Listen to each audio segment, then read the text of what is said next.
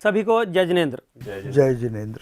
आज हमारे इस कार्यक्रम में, जिसका नाम है विश्व युग में आरोग्य, इस कार्यक्रम में आज हम आपसे मिलाने जा रहे हैं एक महान वैज्ञानिक, भारत के महान वैज्ञानिक मिस्टर R.N. वर्मा जी। आपके बारे में मैं जो बताना चाहता हूं वो एक अद्भुत है।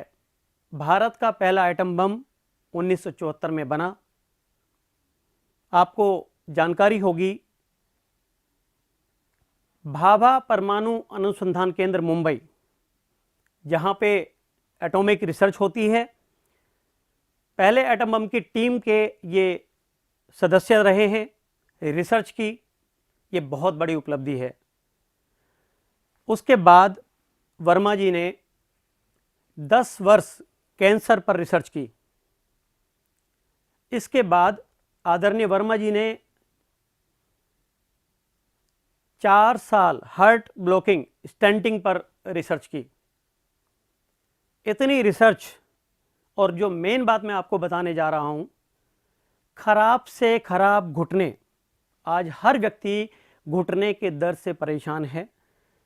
खराब से खराब घुटने का निराकरण, दर्द का निराकरण, उसको बनाने का समाधान आपने पेटेंट किया, जो कि वर्ल्ड फेमस है, वर्ल्ड पेटेंट के नाम से प्रसिद्ध है। ऐसे महान व्यक्ति हमारे स्टूडियो में आज साइंटिस्ट R.N. वर्मा जी हमारे मौजूद हैं, और साथ में हमारे बीच में मौजूद हैं डॉक्टर संजीव मिश्रा जी, जो कंप्यूटर इंजीनियर भी हैं और वर्मा जी के साथ पिछले 8 वर्षों से स्वास्थ्य संबंधी चर्चाओं पर रिसर्च करते आ रहे हैं और लोगों को अपनी सेवा दे रहे हैं। इस कार्यक्रम में हम आपको जो बड़ी से बड़ी बीमारी है उसके बारे में बताएंगे, उसके बारे में बात करेंगे, उसके बारे में निराकरण कैसे होता है उसके बारे में भी बताएंगे। आज हर व्यक्ति बीमारियों से जूझ रहा है। डे बाय डे, दिन प्रतिदिन बीमारियां बढ़ती जा रही हैं। तो मैं आदरणीय वर्मा जी से ये पूछना चाहता हूं कि वर्मा जी, हमारे देश में बीमारियों की संख्या क्यों बढ़ रही है? भारत की बढ़ती आबादी, इसे ध्यान में रखते हुए कुछ उपाय लागू किए गए, जिनमें पहला उपाय था कि भाई बढ़ती आबादी को भोजन, अनाज दाल फल सब्जी देना पड़ेगा। उन अनाज दाल फल सब्जियों के उत्पादन को बढ़ाने के लिए खेतों में पहली बार कृत्रिम खाद, इंसेक्टिसाइड, जंतुनाशक, कीटनाशक आदि का उपयोग किया गया। कालांतर में ये पाया गया कि इसका प्रभाव मनुष्य शरीर पर भी पड़ता है। दूसरा, दूध के नाम पर, क्योंकि बढ़ती आबादी को के लिए दूध की आपूर्ति भी करनी पड़ेगी, तो दूध की आपूर्ति पूरी करने के लिए देशी गाय जो 4 लीटर दूध दिया करती थी, उसकी जगह उसे क्रॉस फीड माने उसका संकरण करके 70-80 लीटर तक लाया गया। संकरित गाय का जो दूध है, ये पाया गया कि वो भी स्वास्थ्य के लिए हानिकारक है, वो दूसरा कारण बना। तीसरा, खेतों से कच्चे अनाज, सब्जियां, फल आदि तोड़े जाते हैं, उन्हें केमिकल के द्वारा पकाया जाता है। केमिकल द्वारा पकाने पर केमिकल का कुछ अंश सब्जी और फल में रह जाता है, वो तीसरा कारण बना। चौथा, दूध को निकालने के लिए आजकल इंजेक्शन दिया जाता है पशुओं को, जिनमें गाय, भैंस इत्यादि सब कुछ हैं। उस इंजेक्शन का नाम जनरली जो यूज़ होता है ऑक्सीटोसिन है। उसका भी बहुत प्रभाव शरीर के आरोग्य पर पड़ता है। और इसके अलावा आजकल चलन बढ़ता जा रहा है, घर में भोजन कम करते हैं, होटल में बाहर ज़्यादा भोजन करते हैं। होटल के भोजन को रुचिकर बनाने के लिए उनमें 3-4 चीज़ें डाली जाती। सबसे पहला होता है वो आकर्षक दिखे, इसलिए रंग, उसमें रुचि हो, इसलिए केमिकल्स, वो ख़राब ना हो जल्दी, उसके लिए डाले जाते हैं प्रिजर्वेटिव्स, और इसके अलावा भी कुछ केमिकल्स लगते हैं। ये सब कारण बने हैं कि बीमारियां भारत में बढ़ती ही जा रही हैं। वर्मा जी, जैसे आपने बताया कि भारत में बीमारियां बढ़ती जा रही हैं, तो ज़्यादातर कौन कौन सी मेन बीमारियां जल्दी होती हैं, देखी जाती हैं? विपिन जी, बीमारियां तो 2 ही हैं, वैसे आप हर बीमारी को अलग नाम देके उसकी क्लासिफिकेशन बढ़ा सकते। पहली बीमारियां वो जिनकी उत्पत्ति किसी जीवाणु, कीटाणु, वायरस, फंगस, बैक्टीरिया आदि से होता है। उदाहरण के तौर पे टाइफाइड है, डिसेंट्री है, कॉलरा है। और ये बीमारियां मेजर नहीं मानी जाती क्योंकि इन सब बीमारियों के जीवाणुओं को मारने के लिए बहुत अच्छे इनसे ये एंटीबायोटिक्स उपलब्ध हैं। बीमारी आई, चेक किया, एंटीबायोटिक्स दे दिया और ठीक हो गया। भारत इन बीमारियों से नहीं जूझ रहा है क्योंकि ये बीमारियां शायद ही हर किसी के जीवन में आती हों। बहुतों के जीवन में तो आती भी नहीं, इसी तरह जीवन काल निकल जाता है। भारत जिस बीमारी से त्रस्त है वो बीमारियों की खास बात ये है कि ये किसी भी जीवाणु कीटाणु से उत्पन्न नहीं होती। उदाहरण के तौर पे कैंसर, डायबिटीज़, हार्ट के प्रॉब्लम्स, पुरुषों के प्रॉब्लम, स्त्रियों के problems, migraine, piles, prostate, fistula आदि आदि।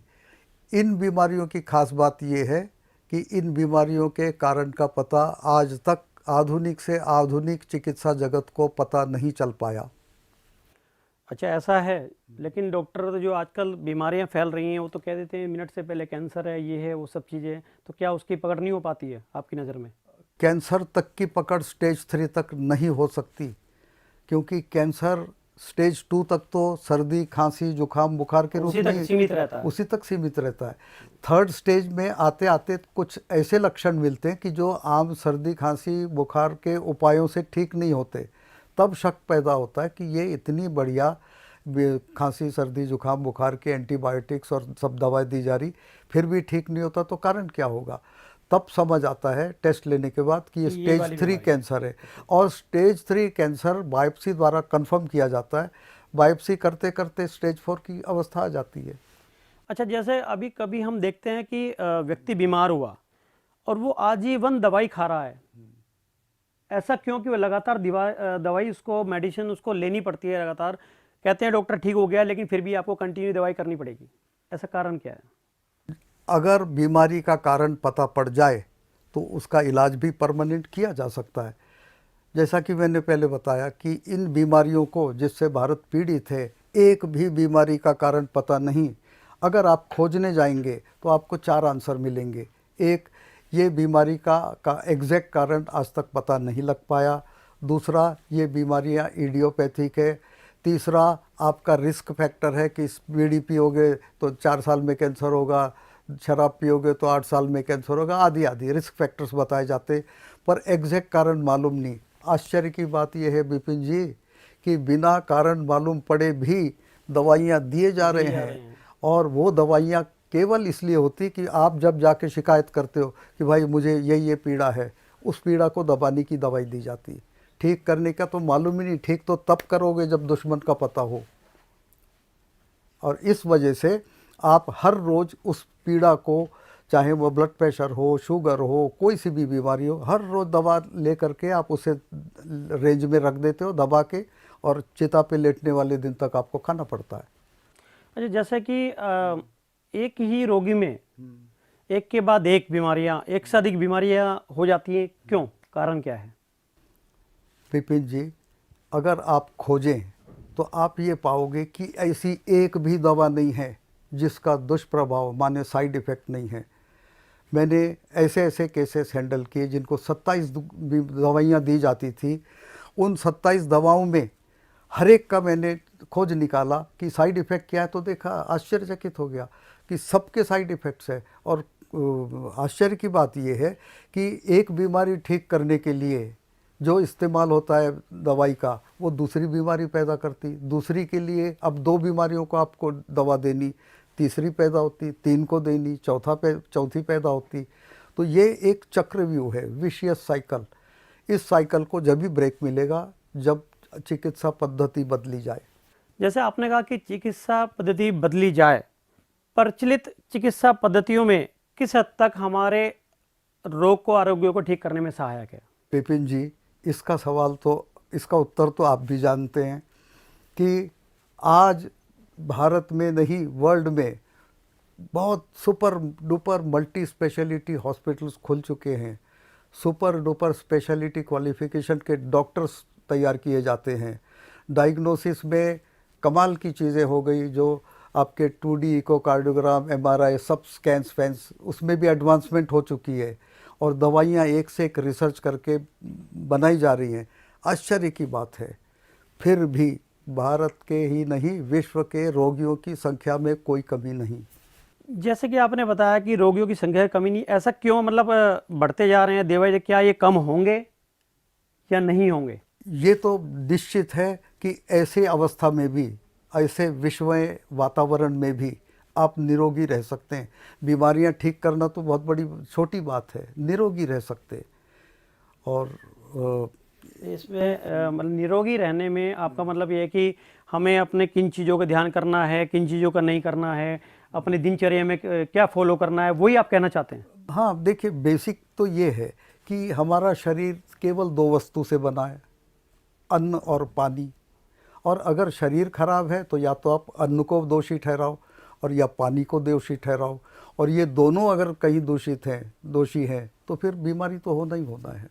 जैसा कि आदरणीय वर्मा जी ने बताया कि बीमारी होने के लिए या बीमारी नहीं होने के लिए या स्वस्थ होने के लिए 2 चीज़ का लाइफ में बहुत महत्व है, अन्न और जल, जैसा कि आपने बताया वर्मा जी। तो अगले एपिसोड में हम पानी यानी जल की बात करेंगे कि जल के किस टाइप के जल से, किस समय पीने से या क्या होने से, दूषित जल के पीने से क्या हमारी बॉडी पर बुरा प्रभाव पड़ता है या क्या उसके लाभ हो सकते हैं, क्या हानि हो सकती है। अगला एपिसोड हमारा ज़रूर देखिए।